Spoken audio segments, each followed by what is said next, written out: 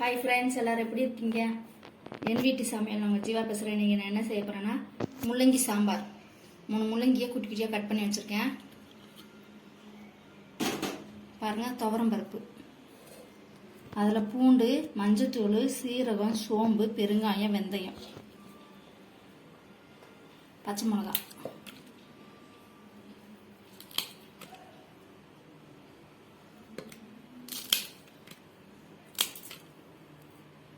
தண்ணி. இது இப்போ நம்ம விசில் விட்டு எடுத்துக்கலாம். 3 விசில் விட்டு எடுத்துக்கலாம்.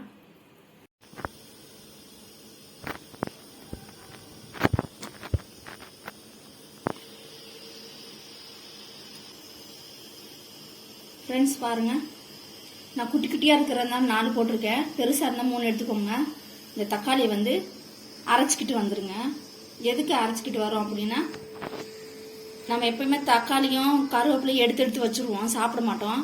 இந்த மாதிரி நீங்கள் தக்காளியை ஜூஸாக பண்ணி குழம்புல சேர்த்துக்கிட்டீங்க அப்படின்னா எடுத்து வைக்க மாட்டாங்க, சத்தும் அதிகமாக இருக்கும். அதுக்கு தான் நான் வந்து தக்காளியை மிக்சியில் அரைச்சிட்டு செய்ய போகிறேன். குழம்புக்கு கொஞ்சமாக எண்ணெய் ஊற்றிக்கோங்க.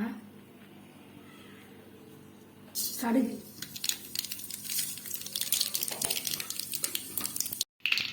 கடுகு பொரிக்கு வெங்காயம் சேர்த்துக்கலாம். கருவேப்பிலை பொடி, கருவேப்பிலை போட்டால் எடுத்து போட்டுருவாங்க, அதனால பவுடர் பண்ணி போட்டுருவோம். 2 நிமிஷம் நல்லா வரணும் நினையும். முள்ளங்கி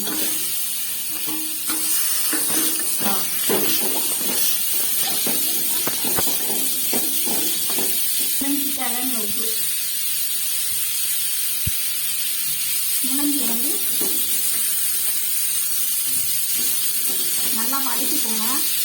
அடுத்த சிம்மில் வச்சுட்டு 5 நிமிஷம் காய வச்சுக்கோங்க. முள்ளங்கி நல்லா வதங்கட்டும். இந்த வெங்காயம் எண்ணெயில் நல்லா முள்ளங்கி வதங்கட்டும். ஃப்ரெண்ட்ஸ், 5 நிமிஷம் ஆயிடுச்சு. முள்ளங்கி பாருங்க, பார்த்தாலே தெரியும் எப்படி வதங்கி இருக்குன்னு. இப்போ நம்ம தக்காளி ஜூஸ் எடுக்கணும்.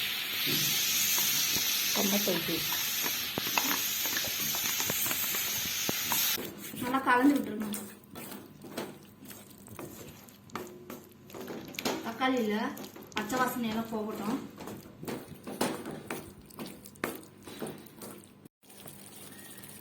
இப்போ ஜார கழுவி கொஞ்சமாக தண்ணி ஊற்றிக்கணும். இது நல்லா ட்ரை ஆகட்டும். ட்ரை ஆகணையும் நம்ம பருப்பு சேர்த்துக்கலாம். நல்லா ட்ரை ஆயிடுச்சு. மிளகாத்தூள் 2 ஸ்பூன், அதையும் அப்படியே 1 நிமிஷம் நல்லா கலந்து விட்டுருங்க.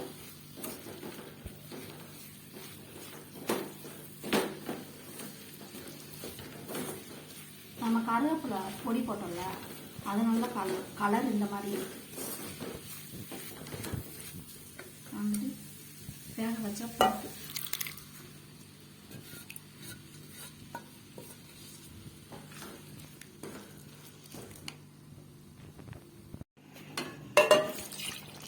தண்ணி நல்லா கலந்து விட்டுருங்க. நம்மளுக்கு எவ்வளோ குழம்பு தேவையோ அந்த அளவுக்கு வச்சுக்கோங்க.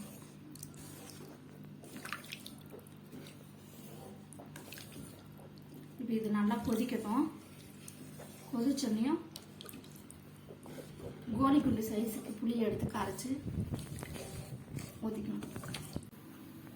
குழம்புக்கு தேவையான உப்பு பார்த்து சேர்த்துக்கோங்க. ஏன்னா முள்ளங்கியில் வெங்காயம் வதங்கும் போது நம்ம முள்ளங்கியில் உப்பு போட்டிருக்கோம். உப்பு காரம் எல்லாம் இருக்கான்னு பார்த்துக்கோங்க. இது நல்லா கொதிக்கட்டும். கொதிச்சோடனே நம்ம புளி கரைசல் ஊற்றிக்கணும். குழம்பு கொதிக்குது, புளி கரைசல் சேர்த்துக்கோங்க.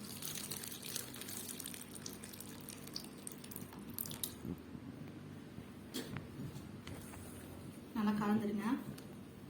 குழம்பு நல்லா காயட்டும். எண்ணெயெல்லாம் பிரிஞ்சு மேலே வரும். ஃப்ரெண்ட்ஸ், குழம்பு ரெடி ஆயிடுச்சு. அடுப்பு ஆஃப் பண்ணிக்கோங்க. கருவேப்பிலை, கொத்தமல்லி எதாக இருந்தால் தூவிக்கோங்க. என்கிட்ட இல்லை ஃப்ரெண்ட்ஸ். முள்ளங்கி வெந்திருக்குமான்னு சந்தேகமே வேணாம், சூப்பராக வெந்திருக்கும்.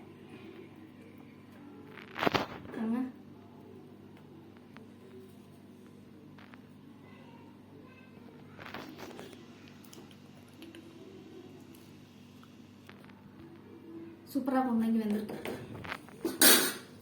இட்லிக்கு, தோசைக்கு, சாதத்துக்கு ரொம்ப நல்லாயிருக்கும். வெண்பொங்கலுக்கு நல்லாயிருக்கும்.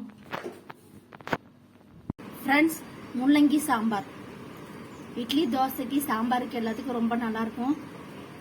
நான் சொன்ன மாதிரியே செஞ்சு பார்த்துட்டு கமெண்ட் பாக்ஸில் சொல்லுங்கள். என்னோட வீடியோ உங்களுக்கு பிடிச்சா லைக் பண்ணுங்கள், ஷேர் பண்ணுங்கள், சப்ஸ்கிரைப் பண்ணுங்கள். மறக்காமல் பெல் ஐக்கானை கிளிக் பண்ணுங்கள். அடுத்த ஒரு நல்ல வீடியோவில் பார்க்கலாம் ஃப்ரெண்ட்ஸ். Okay bye. பார்க்குறவங்க எல்லாரும் சப்ஸ்கிரைப் பண்ணிட்டு பாருங்கள். Okay bye.